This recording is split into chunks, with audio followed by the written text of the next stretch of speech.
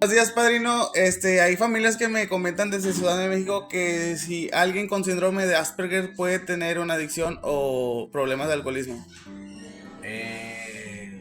Bueno, sí, sí, sí pueden tener, pero se trabajan indistintamente, es decir, son situaciones netamente aisladas, pero que están en una misma persona.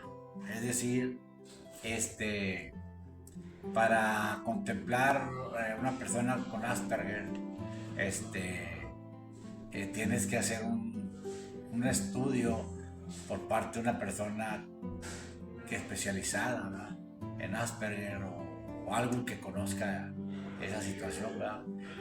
Para hacerles más claros, es como el Asperger viene siendo un médico Asperger, si no mal recuerdo.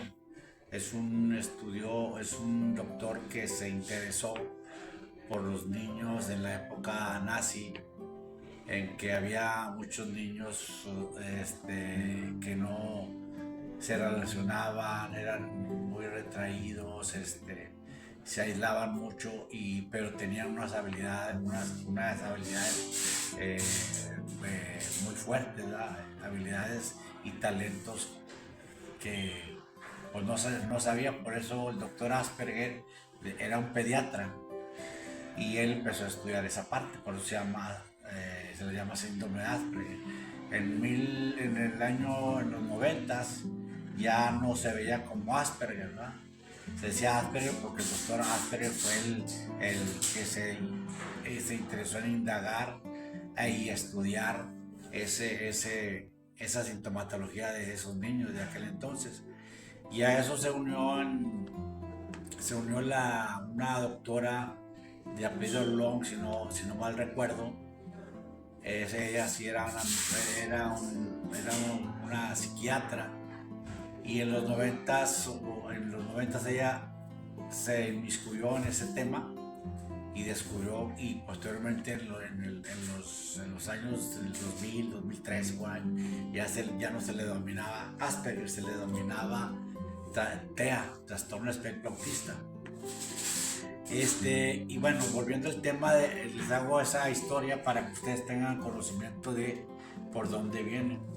Esos niños o esas personas, hay gente que no se da cuenta que es Asperger hasta gente adulta, 30, 40, yo conozco hasta de 50 personas que no sabían que eran Asperger.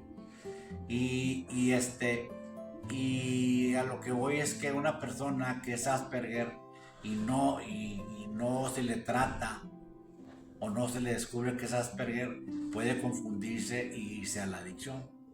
Pero se debe tratar indistintamente, uno por el especialista en adicciones, ya sea el psicólogo especializado en adicciones, y el Asperger tratado por una persona especializada en ese tema. Y son independientes, pero pueden estar en una misma persona. Y el Asperger, pues hay, por ejemplo, hay personas científicas, por ejemplo, Isaac Newton, Albert Einstein, Beethoven, eh, Darwin, mm, Michael Jackson, Hopkins, que son en este caso son personas que de ahí ves que el Asperger son personas talentosas, ¿va? Pero en el cuestión de adicción tienes que contemplar mucho esa parte porque se puede desbordar alguna emoción o algún sentimiento el cual puede llegar a confundirlos.